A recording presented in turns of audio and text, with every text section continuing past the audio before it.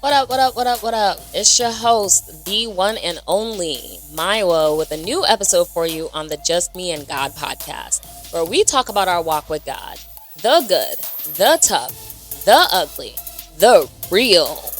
Now, before we get started, I hope that you all are following us on social media platforms. Follow us on Instagram, Twitter, subscribe to us on YouTube at __ just me and God.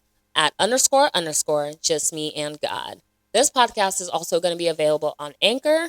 It's going to be available on Apple Podcast, and it is available on Spotify. So make sure that you search Just Me and God. Subscribe, follow, do whatever you have to do, but make sure that you are tuned in because we will be dropping new episodes every week. At least one episode every week. And if I'm feeling up to it, I might give y'all a bonus episode within a week. It just depends. This recording stuff is a lot, like I said in the last episode. However, before we get started, I have one thing that I would love for you all to do. Stop what you're doing and send this podcast episode to 1 to 2 people. People that you feel just need to hear it. People that you just want to share whatever you're doing, the newest things that you're listening to with. People that you feel will be blessed and encouraged by this podcast. So make sure you share that. All right, now let's get into it. Welcome to episode 2. This is the episode that y'all have been waiting for. How did I get to where I am today? This is where I have come from. And so we're going to get into it. This episode is titled Into the Belly of the Whale. The belly of the whale is basically the consecration phase. And for those who don't know, this is based on the story of Jonah. Jonah, and we're going to read in the Bible, of course, but Jonah basically had a mission that God sent him on, and instead of completing the mission, he decided to run away, be disobedient, and do whatever he wanted, ultimately putting himself in danger, putting those that he left with in danger, and as a result, he basically told them, throw me overboard, it's my fault, I'll take the consequences for my actions, and God sent a whale to swallow him up, and he had to spend 3 days in the belly of a whale in consecration, basically facing the fact that he tried to run away from God. So that's kind of going to be the basis of what my testimony today and my story today's episode is going to be on. So we're going to read from Jonah. We're going to read Jonah chapter 1 through 4. Then we're going to jump to verse 12. And then we're going to jump to verse 17. Just so that you kind of understand that I wasn't just saying that this is what Jonah did just to say it. It's in the Bible. And of course, this is a podcast for the Lord. So we're always going to circle things back up to the Bible. So starting in verse 1. Now the word of the Lord came to Jonah, the son of Amittai, saying, Arise, go to Nineveh, that great city, and cry out against it, for wickedness has come up before me. But Jonah arose to flee to Tarshish from the presence of the Lord. He went down to Joppa and found a ship going to Tarshish. So he paid the fare and went down into it to go with them to Tarshish from the presence of the Lord. Jonah said, Yeah, Lord, I hear you, but nah. Nah, I'm going to do what I want, and it's not that, so we're going to do something else. But the Lord sent out a great wind on the sea, and there was a mighty tempest on the sea, so that the ship was about to be broken. God said, You're not going to do what? Oh, bet. You're going to see. So at this point, the ship is like, the people on the ship, they are going through it. They're crying out to God. They're like, Lord, like, what's going on? Please, have mercy on us, blah, blah, blah, blah. And then we're going to jump to verse 12, where Jonah basically says, And he said to them, Pick me up and throw me into the sea, then the sea will become calm for you. For I know that this great tempest is because of me. This is when Jonah recognized, like, oh, I have... I may got mad a little bit. This is my fault. So before y'all suffer, just get rid of me and everything's going to be good for y'all. So yes, the men absolutely tossed him right up overboard. And down to verse 17, it says, Now the Lord had prepared a great fish, a whale, to swallow Jonah. And Jonah was in the belly of the fish for 3 days and 3 nights. Consecration. When God wants you to consecrate, he is going to consecrate you by force. Okay? If you don't do it willingly, he's going to do it by force, especially when he knows that he has a great mission upon your life and he has a great destiny for you. And when he knows that he has something that he wants you to do, and you know that there's something that you need to do, and you continuously run from it, he's either A, going to let his hand off of you and say, all right, you are of the world now, do whatever, don't come calling to me. Or B, he's going to force you into that consecration where you really have to just dwell with him, right? And I'm grateful to God because he gave me choice. He gave me the option of him forcing me into consecration, because I could not imagine what my life would be like if he let his hand off of me. So I'm grateful for his mercy. But please note that this is not a story for you to take it as, oh, well, I could just disobey God and do whatever I want. Absolutely not. Okay? If God recognizes that you are intentionally ignoring him and doing whatever it is that you want, trust you will be dealt with. You will be dealt with. And you don't want to feel the wrath of God. You need to fear God and respect him so much so that you are willing to do whatever to make things right with him. Um, and that's kind of the point that I hit. So let's get right into it. Let's get right into it. Now, what happened? Um, I had been an avid marijuana smoker for over 10 years of my life. It was an addiction, and it was a heavy addiction. Um, I'm not really going to get too much in the nitty gritties of that because I'm going to have a separate episode for talking about addiction and how I overcame that. But it was an addiction that led to just more destruction in my life. Not in the sense that I was out here on other drugs like hard drugs and things of that sort. No. But I was somebody who couldn't do anything without smoking. I couldn't start my day without smoking. I couldn't eat without smoking. I couldn't go out without smoking. I couldn't sit alone in my house without smoking. I couldn't even sleep without smoking. So it was very much an addiction. And I also recognize that a lot of people who smoke weed, I used to be one of those people, would always say, oh, I'm not addicted. It's not possible to be addicted to marijuana. Please stop playing yourself. But again, we'll get into that in another episode because that's not what we're here to talk about. So basically, I'm addicted to marijuana. I ended up moving to Charlotte. And moving to Charlotte was sort of me kind of running away from church because, some things had happened that I'm not really going to get into here, but I just kind of felt like, maybe I just need to just go away and start my own life and do my own thing and figure this thing called life out on my own.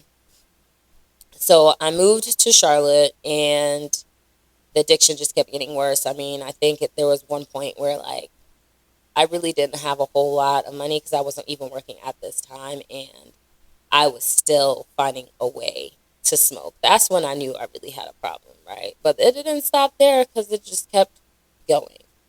Um, Growing up in Raleigh, I didn't really go out or spend a lot of time in the Nigerian scene and the Afrobeat scene. It wasn't really a thing for me growing up. I wasn't at the parties and stuff of that sort. So when I came to Charlotte, I was like, all right, you know what? I'm just going to get into the culture, right? I'm going to find my African club, find my African DJ, and I'm going to go to all his events. And that's what I did. And it was even worse because I was in a relationship when I moved to Charlotte. So when I got out of that relationship, instead of running to God, instead of running to safety, I ran in the opposite direction. I ran to alcohol, I ran to more weed, I ran to sex, I ran to parties. Like that was my thing. Um, I was partying every weekend and even during the week. Like I would go out to the club by myself sometimes, and it was nothing but the grace of God. But it was like I was kind of feeling the whole, oh yeah, I'm cute, and like it's nice that I can go out to the club at night, and guys will just buy me drinks just because. Like I even had a bartender tell me one day, like, you could just sit here all night if you want because these men are just gonna keep spending money, and trust, they were spending the money. I mean, free drinks all the time, right? I mean, there were still times where I would spend money by my own bottles just because I wanted to show, like, yeah, I got it. I'm not just this girl who's out here with y'all, letting y'all spend money on me. I could spend my own money on myself. And girl, that was so useless. I don't know why I did any of that. Nonetheless, we learn. So yeah, at this point I'm partying every weekend. I'm even partying during the week because I found a during the week spot, and like it was just always, I was always out. Um, and so I was like, I think I want to stop partying a little bit. mind you, this wasn't really centered around God. Like, I wasn't even really thinking about God at this point. I'm like, let me just get out of the scene. And so getting out of the scene had me working in the scene. I found a job as a bottle girl. Yes, I know. Ridiculous. But with that job, it came with comfortability and my nakedness. Like, I wasn't naked, but I might as well have been in the stuff that you wear as a bottle girl. Promiscuity, like all of that. I was okay with showing my body. It didn't matter to me what anybody thought. Like, I didn't care. I didn't respect God at this point. I didn't even fear God at this point. He wasn't even a thought when I was going through all of this. What was on the forefront of my mind was making money, greed, and making money. I mean, I was traveling a lot and it just seemed like I was having a blast. Like, they would call me the enjoyment queen. That's where the title came from, because I was just always out. Like, if I wasn't out partying, I was out having brunch and like drinking at brunch with my friends. And if not that, I was on a boat partying somewhere, or I was traveling, taking trips. I was doing whatever it was that I wanted to do.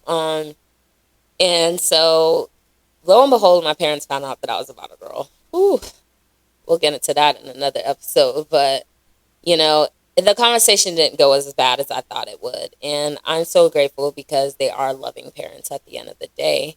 But they are also pastors, right? And so what I do does affect them. And, you know, I'm so sorry that I even put them through all of that. But anywho, they had a sit down talk with me about it, and they were very, nice and warming about it. And I'm really glad that they didn't like try to condemn me or make me feel like a terrible person because of what I was doing with as my job. Um, Mind you, I didn't need this job. It was just extra money for me.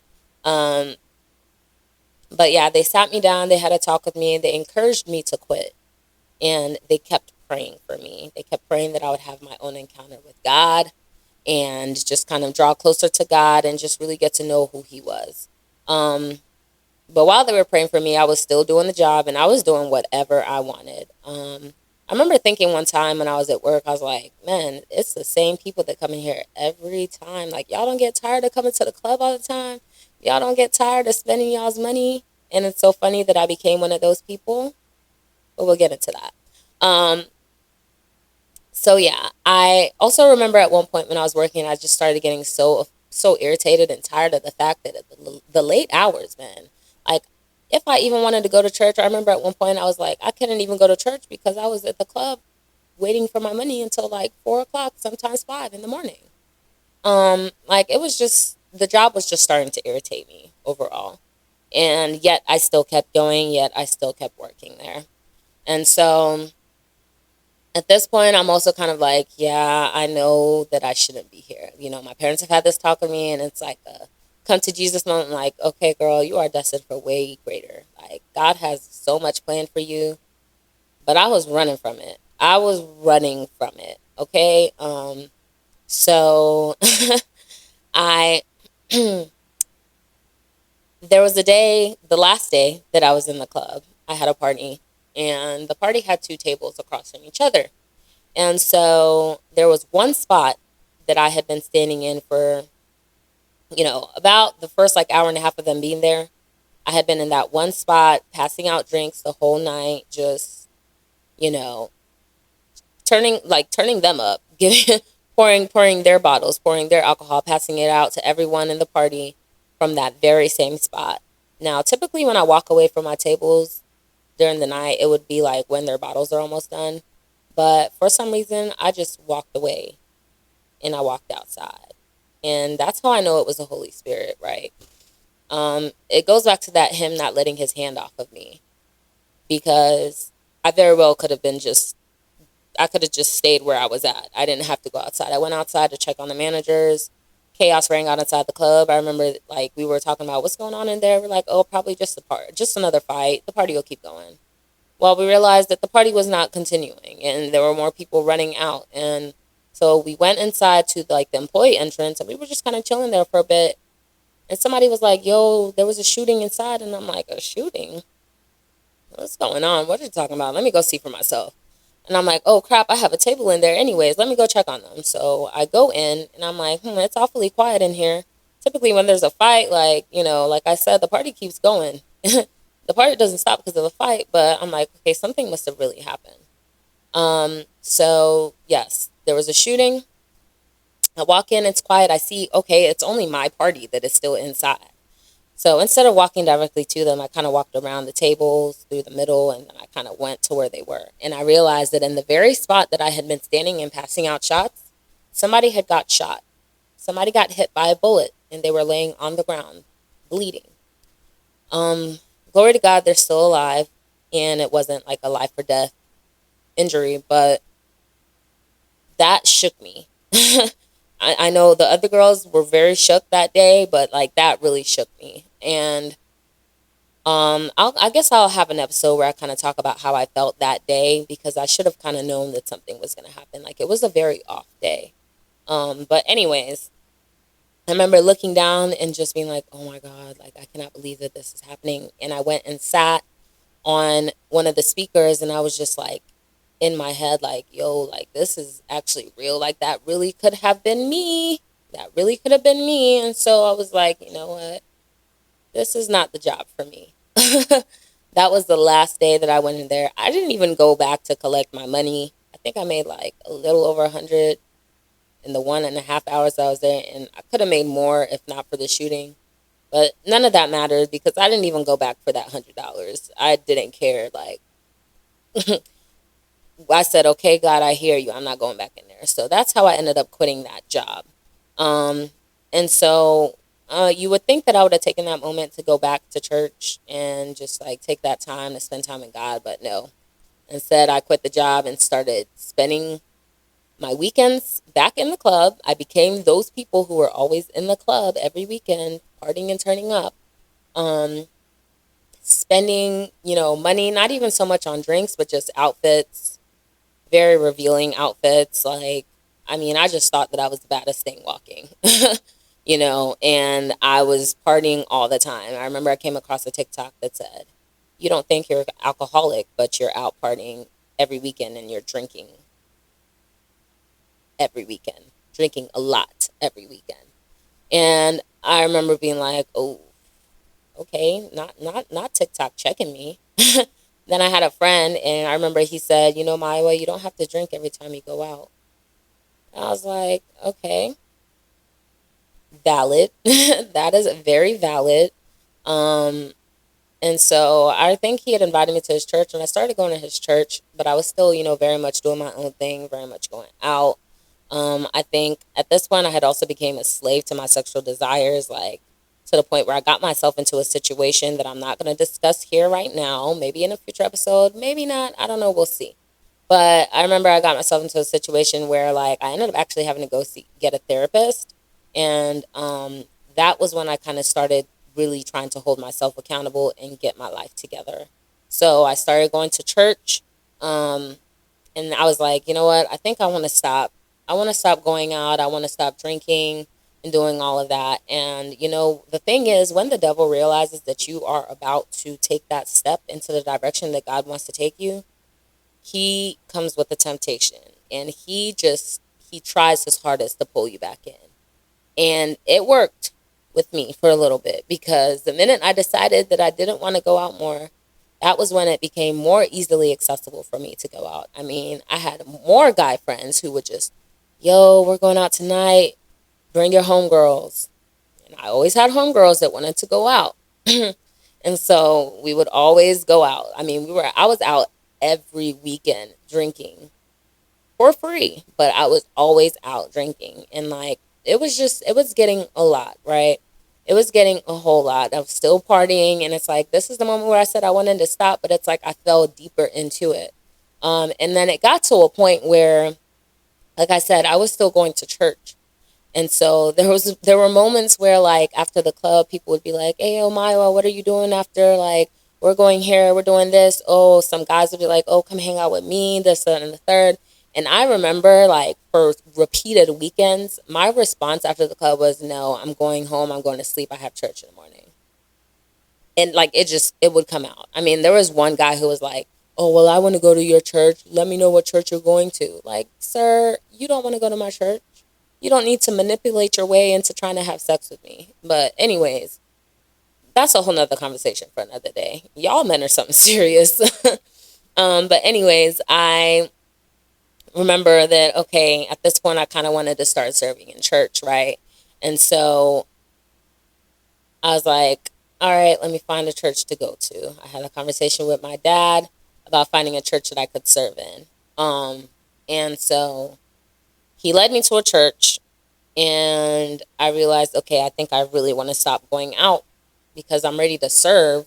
And I didn't want to be a hypocrite, right? I didn't want to be that person serving in church, but just being out partying the night before. Like, I always thought it was a little when people would do that, right? So I didn't want to become that person. And so I was like, all right, it's time for me to take a step back.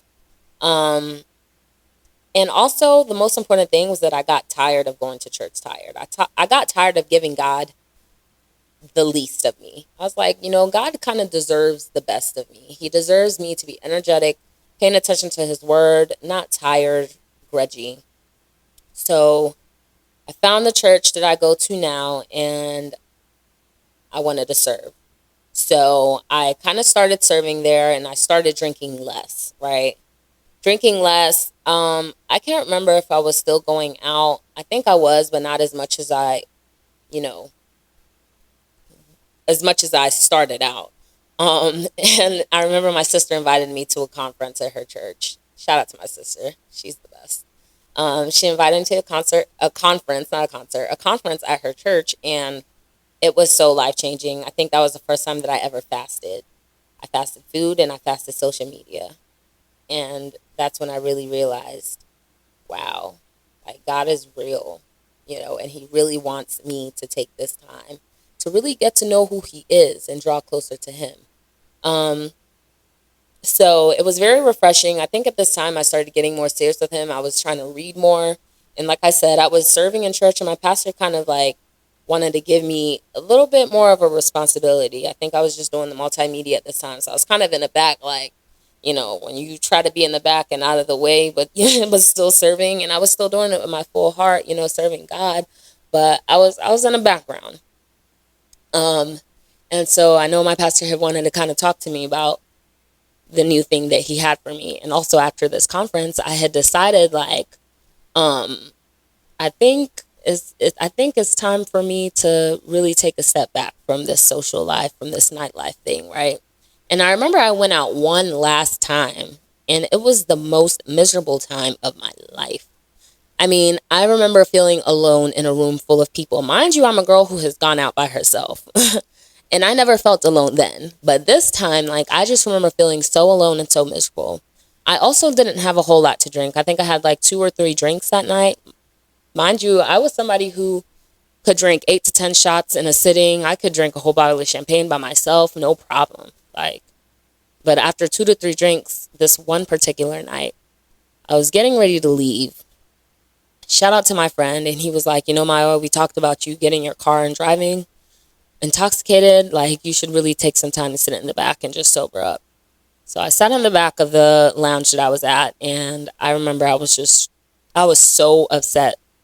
I was so upset and so miserable because I wanted to go home. I wanted to go to my bed. I wasn't having fun. And I'm like, yo, I only had 2 to 3 drinks. Like, why do I feel like I just had like a whole bottle of tequila?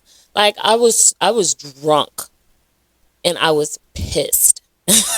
I was so upset that I was drunk. Like, it didn't make any sense to me. I mean, it was God, but um, that's kind of how that started, right? So I was like, you know what, this is enough is enough. Like, I've had it with this lifestyle. And so I think that was a Friday night. Yep, that was a Friday night. And so I didn't go out that Saturday night. I said, yeah, like, Friday was enough. I'm good on it. That Sunday, that was the Sunday my pastor was like, yeah, there's something else I would love for you to start doing in church. And I was like, okay, all right. And I think I had texted him later that day, or was it that Monday morning? And I had wanted to get deliverance from sexual immorality.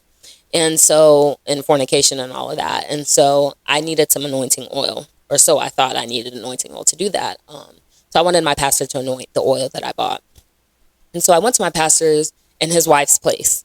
And he asked me what I needed the oil for. And I told him, I'm trying to be delivered from sexual immorality, fornication. I don't want to do any more of those things. Like, I really just want to be, pure, renewed, and holy in the Lord. And he basically was like, you don't need to do this, or whatever. All you really need to do is believe and accept the fact that you are delivered. Like, have faith and know that you are delivered, and the Lord will deliver you. And so he prayed for me. He prayed for me, and I was delivered.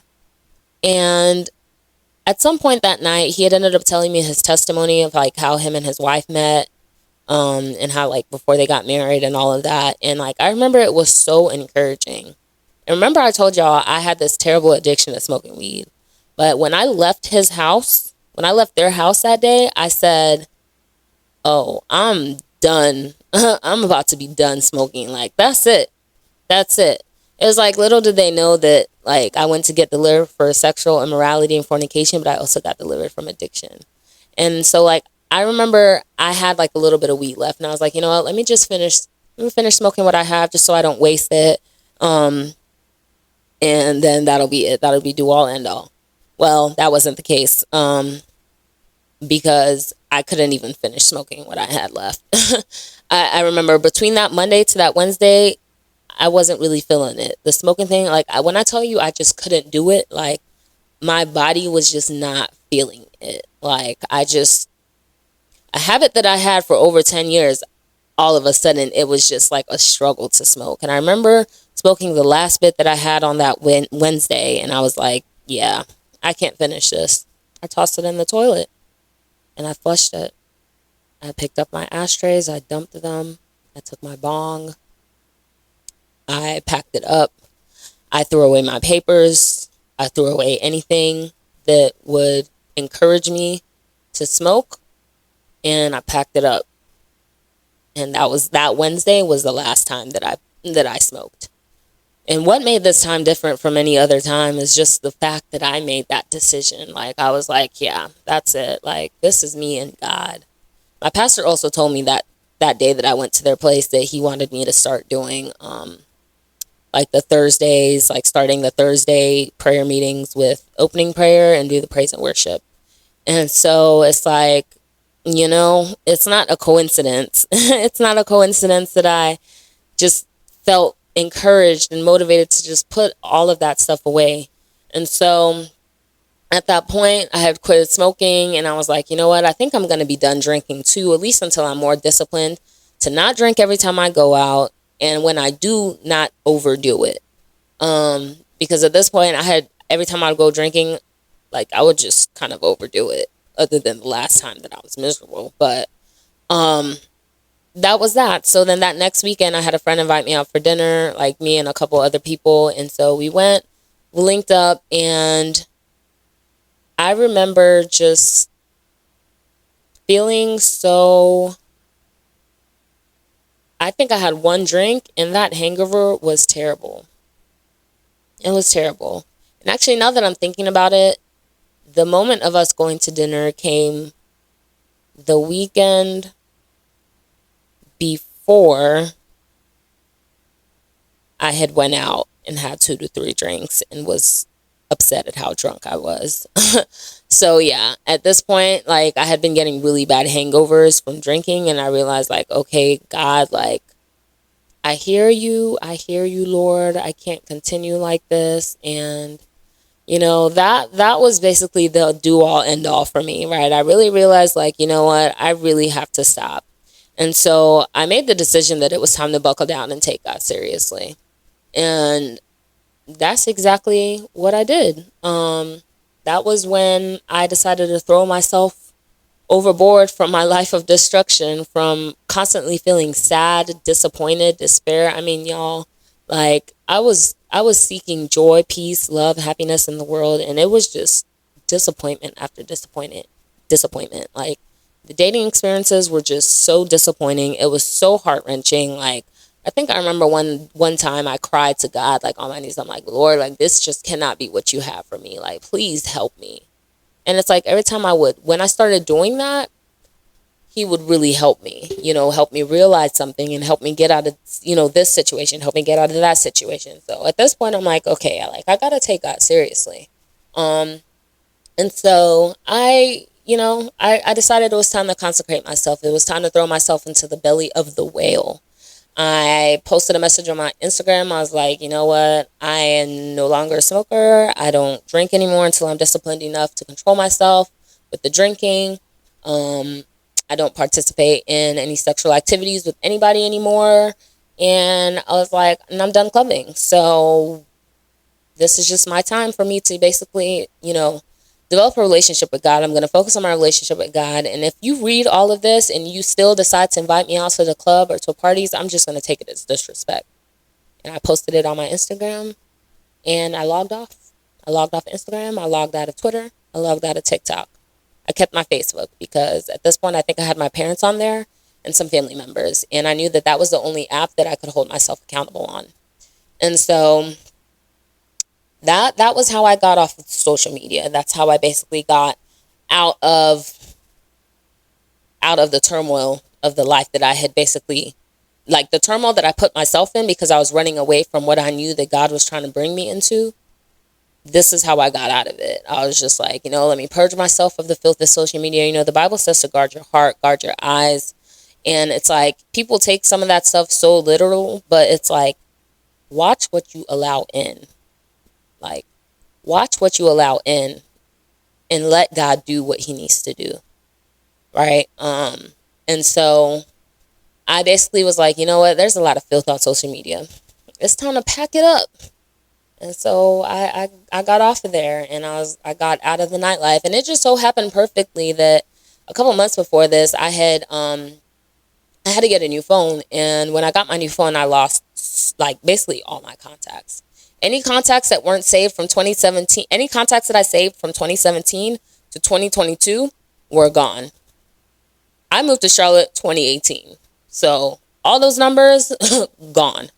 And so it was a blessing in disguise. It was a blessing in disguise because if not for that, I don't know where I would be right now. But I do strongly believe that, I had hit a point where I recognized that, all right, God has kept his hand on me. God keeps urging at my heart. He wants more from me. He wants me to do more for him. And I have to just do it. I can't keep running away from it.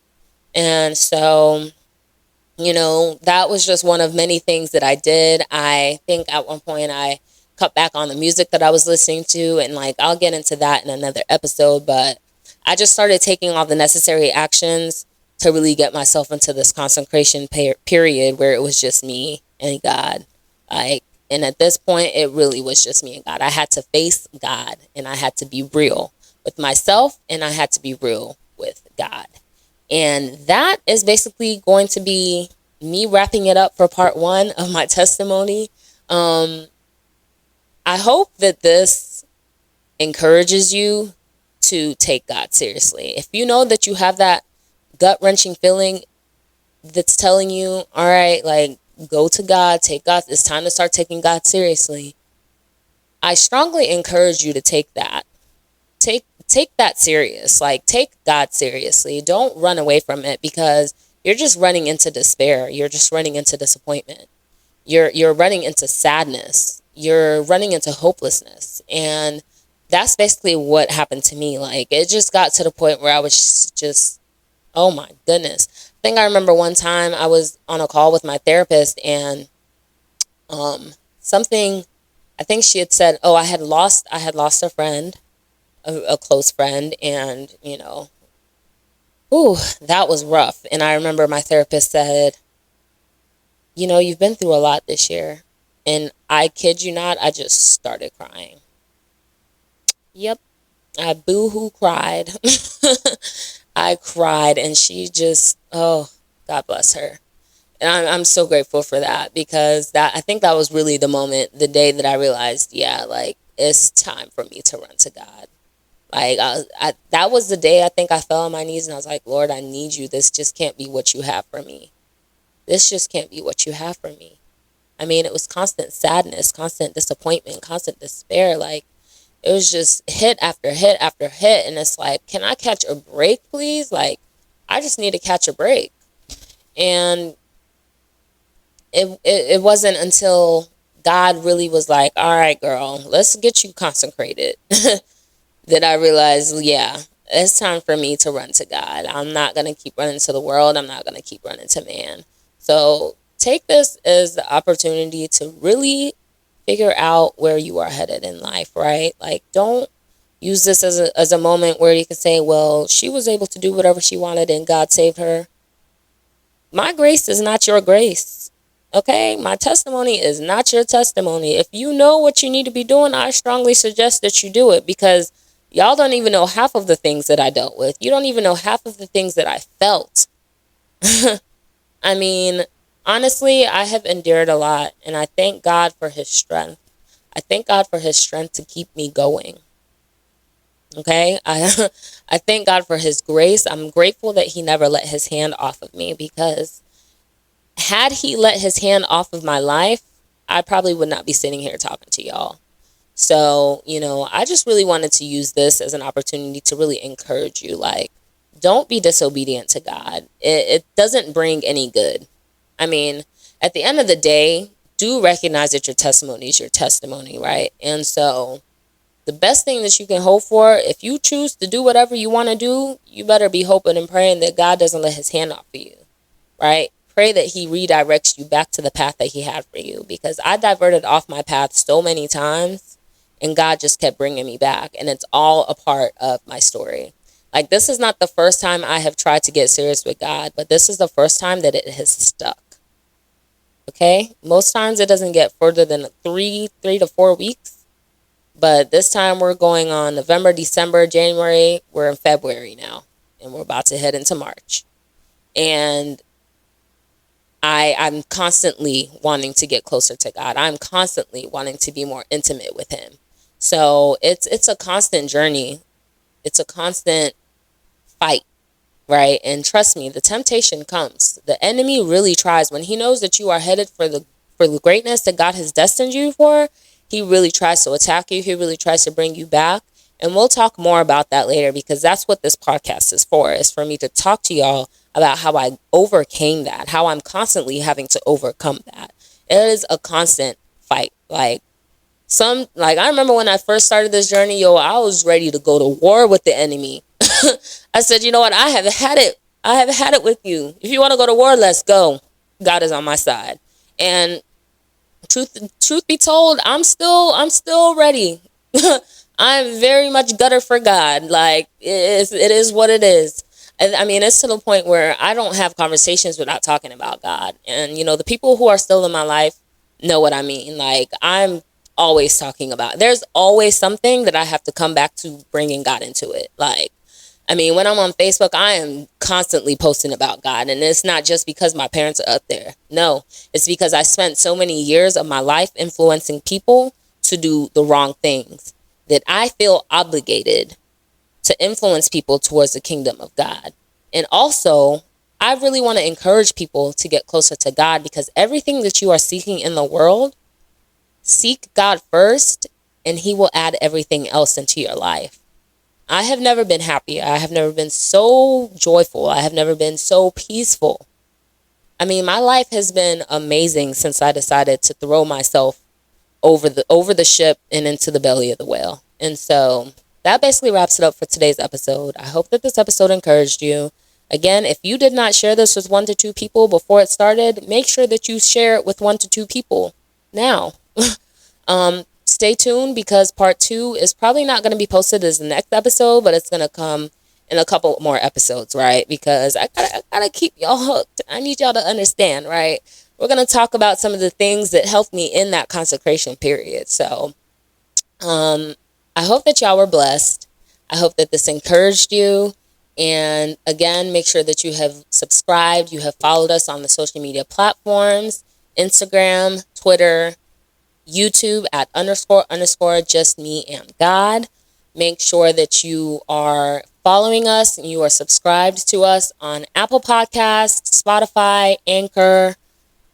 That is Just Me and God. Search Just Me and God and you will find it. You will find the logo. Hit that follow, hit that subscribe. Stay tuned because I'm telling y'all, I've got a lot that I have learned and I just can't wait to share it with you guys. And so yeah, I love y'all. Thank you for listening. Thank you for the support. And I hope y'all have a wonderful week. This is the start to a great week. And we're going to be amazing. We're going to be nothing but the best.